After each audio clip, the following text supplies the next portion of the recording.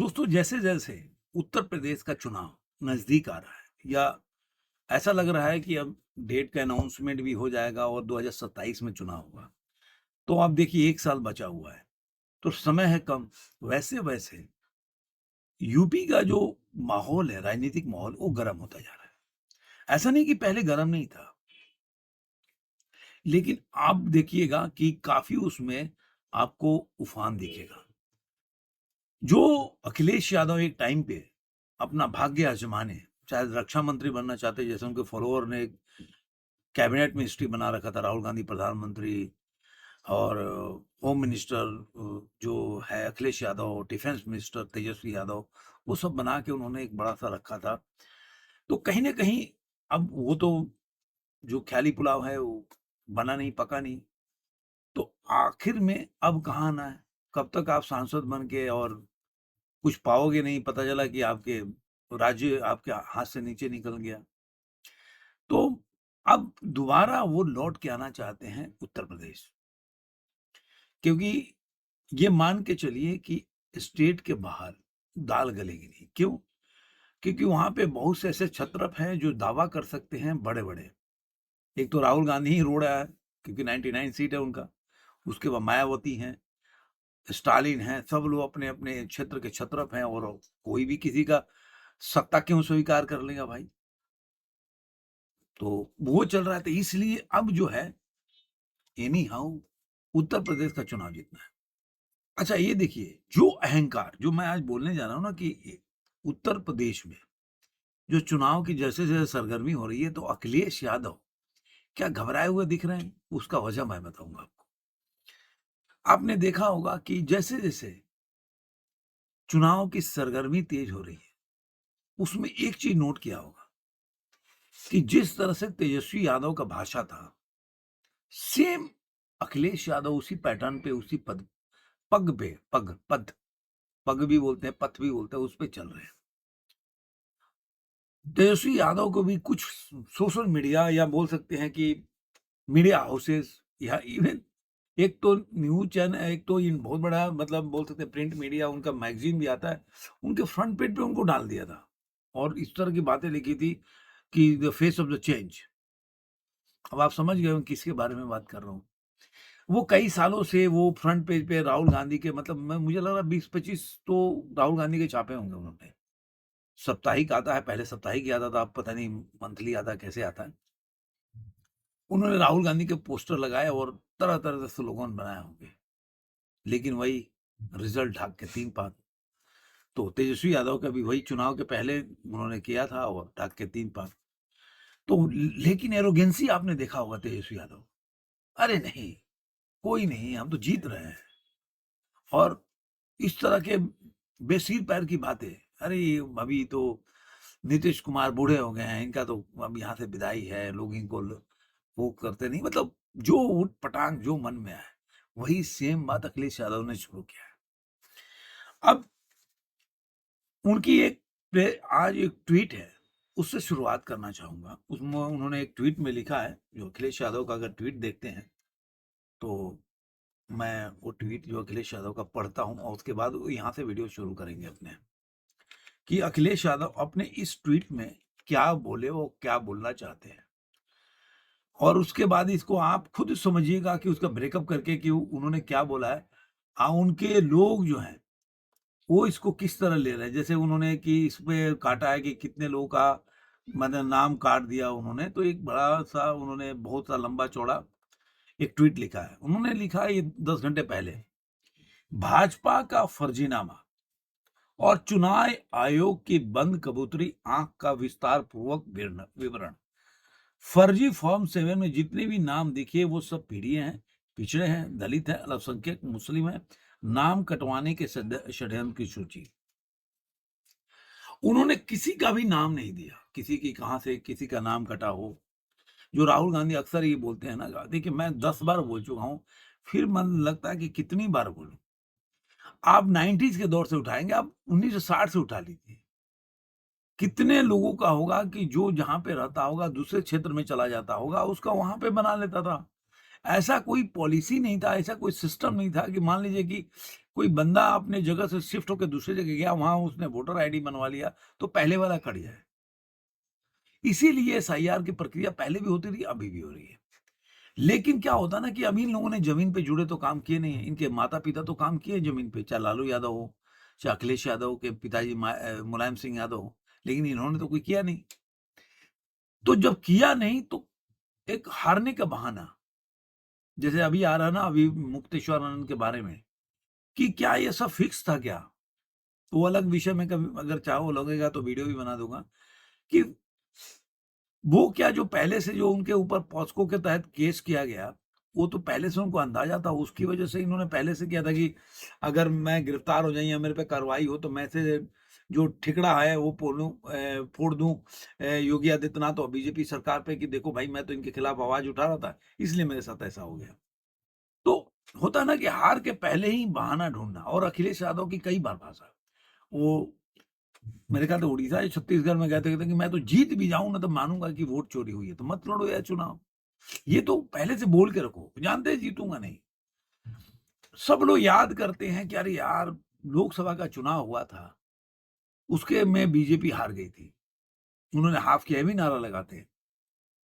लेकिन लोग बोलते हैं और बीजेपी का मैं बोलता हूँ ना सही में लोग आईटी सेल वालों को ऐसे ही बोलते हैं। सही बोलते हैं उनको बीजेपी का आईटी वाला। अरे भाई उसके बाद उसी में उपचुनाव हुआ, उत्तर प्रदेश में, दूसरी जगह छोड़ दो आप। 10 जगह उपचुनाव हुआ, मेरे ख्याल से 2 जगह केवल अखिलेश यादव जीते, बाकी बीजेपी एनडीए जो है 10 जगह से जीती, उसके बाद ही। लेकिन एक भी बीजेपी का प्रवक्ता इस बात को नहीं उठाएगा, इतना मतलब इस लेवल के बेवकूफ़ हैं कि आप पूछ नहीं सकते। जो लोग बीच में बैठ के उनके बारे में जो बोल रहे हैं ना, तो इन लोगों को मिर्ची लगता है कि अरे यार हमारे बोल रहे हैं और अब ये दूसरे के पैसे पेरोल पे काम कर रहे हैं। अरे यार तुम्हारे पास इतनी अकल नहीं है कि तुम ये बोल सको कि छोड़ दो ठीक है तुम बोलते हो तुम आप गिनाने लगते हो हरियाणा जीता, तो ये जीता, वो जीता, महाराष्ट्र जीता। अरे छोड़ो, ये उत्तर प्रदेश में उपचुनाव हुआ। उसमें 8 के 10 में से 8 सीट जीत गया बीजेपी, एनडीए। वो आपको गिनाना चाहिए, आप गिना नहीं पाते हो। तो कहने का मतलब वो अखिलेश यादव उस चुनाव के बाद समझ गए थे, बहुत तैयारी किए थे और योगी आदित्यनाथ ने बोला था कि आप मेरे ऊपर छोड़ दो, मैं ही चुनाव जीतूँगा और जीता है वो। 8 के 10 में से 8 सीट वो लोग जीत गए।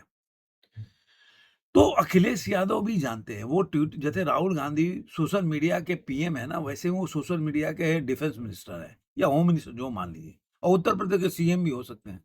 दोनों मान के उनको लोग लेके चलिए कि दोनों चीज़ें एक बंदा दोनों पद बनाए उसमें कुछ क्या हो सकता है? होम मिनिस्टर भी है और उत्तर प्रदेश का सीएम भी है। दोनों आप सोशल मीडिया पे बन सकते हैं एक साथ। एट द रेट ऑफ दोनों डाल दो, at the rate of CM of Uttar Pradesh और एचएमओ डाल दो आप। तो उनकी बातों को अब देखिए यहाँ पे जो लिखा, आप जाके कोई भी आदमी डाटा निकालिए। यादव और मुस्लिम को छोड़कर गैर यादव, पिछड़ी जाति और जाटों मतलब गैर जो एससी एसटी है, जो दलित छोड़कर जो जो हरिजन हैं, उनको छोड़कर, जो जाटों को छोड़कर जितने भी वोट पड़े हैं, वो ज़्यादातर जो है मतलब 60% के आसपास या उससे ऊपर बीजेपी को, एनडीए को पड़े हैं। एक बहुत बड़ा बात है। अब जो इन्होंने नाम दिया है ना कि कहीं कुर्मी, कहीं पटेल, कहीं पाल, कहीं मौर्य, तो जब बीजेपी के ये वोटर हैं, जो डाटा के हिसाब से जितने का नहीं नाम रखा है, ये सारे लोग बीजेपी के वोटर हैं। इन लोगों ने 2024 में भी जब बीजेपी को कम वोट मिला था, अब चाहे तो एक न्यूज़ चैनल में आज ही रिपोर्ट दिखा रहा था कि भाई ये लोगों ने किसको वोट दिया और चाहे तो आप सोशल मीडिया पे ढूँढ सकते हैं। तो अगर इन्हीं का वो बीजेपी का एनडीए का वोटर है, तो वो क्यों अपना वोट काटेंगे? अभी इस पे कोई बहस नहीं कर रहा है। कोई भी बीजेपी का प्रवक्ता के पास ये दिमाग नहीं आया कि भाई पूछना चाहिए कि चलो जिस न्यूज़ चैनल पे वहाँ पे बहस भी चल रही थी, वहाँ पे वो लगे गाने कि भाई हमें तो पता नहीं ये तो चुनाव मतलब इनकी आईक्यू लेवल भी अलग लेवल का है। आप वहीं पे बोलना चाहिए था कि भाई अगर आपके ही आंकड़े बता रहे हैं कि इन लोगों ने मुझे वोट दिया था 2024 में जब बीजेपी को कम सीट आई थी उत्तर प्रदेश में, उसके बावजूद हम उनके नाम वोट क्यों काटेंगे? ऐसा क्यों काट लेंगे?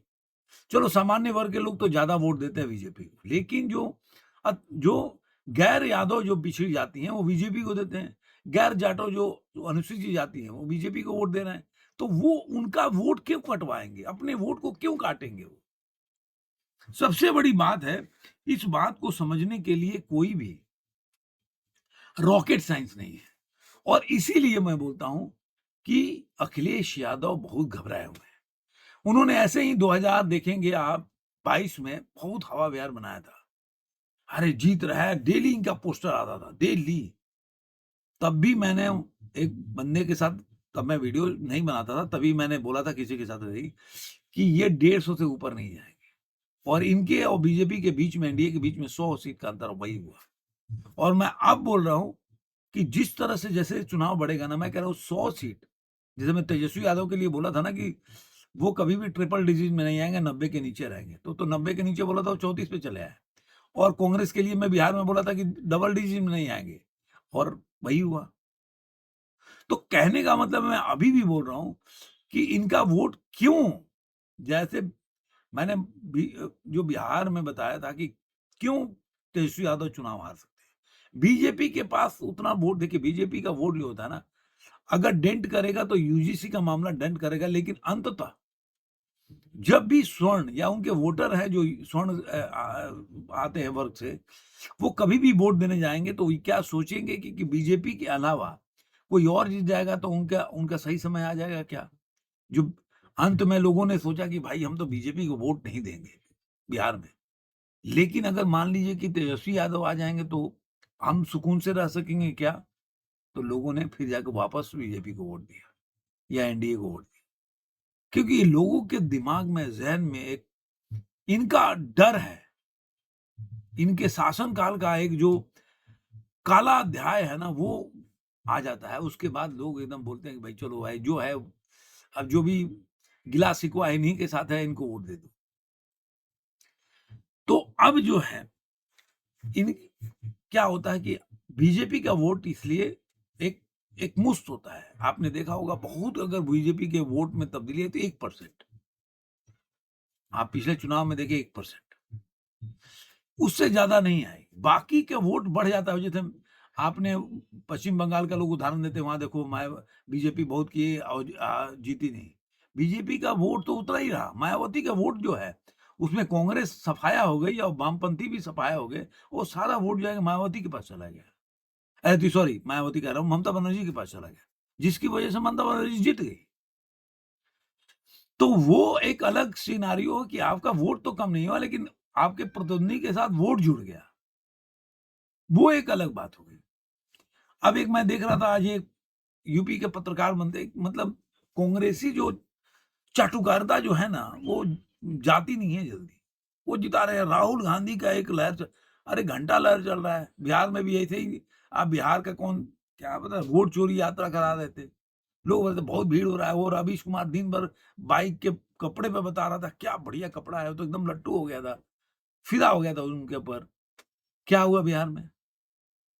जब को बाद में रोना ही है वोट चोरी का, तो अभी से रो लो। क्यों आप इतना मेहनत कर रहे हो जब जानते हो कि आप चुनाव हार जाओगे, वोट चोरी से जीत जाएँगे? क्योंकि आप जानते हो कि आप आपका ज़मीन पे पकड़ नहीं है, इसलिए आप बहाने ढूँढते हो। और यही वजह है कि उत्तर प्रदेश में वही खेल होने वाला है। मायावती भी अब सक्रिय हो गई, जैसा कि न्यूज़ आ रहा है। अब मायावती का अपना वोट जो है इंटैक्ट रहता है उनके साथ, चाहे जीते चाहे हारे, 10-11% 12% उनका वोट होता है। तो वो अगर उसमें अगर मान लीजिए जाटों का वोट देखेंगे तो 7-8% उनको मिल ही जाएगा। उनका वोट उनके साथ है, वो 7-8% इधर-उधर नहीं जाएगा। लेकिन आज का सबसे बड़ा गेम चेंजर कौन हो रहा है? तो वो हो रहा है ओवैसी। ओवैसी अगर, जो उनके भाई है ओवैसी का, अकबरुद्दीन, तो वो एक दावा कर रहा है कि योगी तैयार रहो मैं आ रहा हूँ, तो वो तो पोलराइज़ेशन कराएगा। जब पोलराइज़ेशन होगा तो आप समझ सकते हैं कि एक तो सबसे बड़ा, चलो बीजेपी की तरफ वोट जाए चाहे नहीं, लेकिन वो उसके साथ वोट अगर 2% भी जाएगा, तो वोट किसका काटेगा? मायावती किसका वोट काटेगी? ये सब गणित है ना, यहाँ पे आके टिक जाता है कि अखिलेश यादव को दिख रहा है, और वो राहुल गांधी की जो पीछे लगे पड़े हैं ना, तो बोलते हैं जी राहुल गांधी को आँख दिखा दी अखिलेश यादव, कुछ नहीं है। वो राहुल गांधी वो नहीं जानते कि राहुल गांधी उनको जिता देगा चुनाव में। लेकिन वो ज़रूर जानते हैं कि अगर राहुल गांधी अगर चुनाव लड़ जाएगा, उनसे गठबंधन नहीं हो पाएगा, तो राहुल गांधी उनका वोट काट सकता है। तो बंदा जो है 2-2% अगर वोट कर दे, 4-5% वोट कट गया, तो आप समझ ही सकते हैं कि बंदा जो कहाँ पे था, वो कहाँ आ सकता है। पूरा खेल बिगड़ जाएगा। 150 से सीधे एकदम 50 पे आ जाएगा। जहाँ जीतने के ख्वाब दिख रहे हैं, वहाँ पे पता चला कि आपका पूरा का पूरा पैरों के नीचे से ज़मीन चला गया। तो ये मुझे लग रहा है कि ये जो चुनाव है ना, जो इस बार उत्तर प्रदेश का चुनाव है, ये बीजेपी के लिए कम लड़ाई है, ये अखिलेश यादव के अस्तित्व की लड़ाई है। जिस तरह तेजस्वी यादव का अस्तित्व खत्म हो गया ना, वैसे ही इस बार अखिलेश यादव के पॉलिटिकल अस्तित्व की लड़ाई है।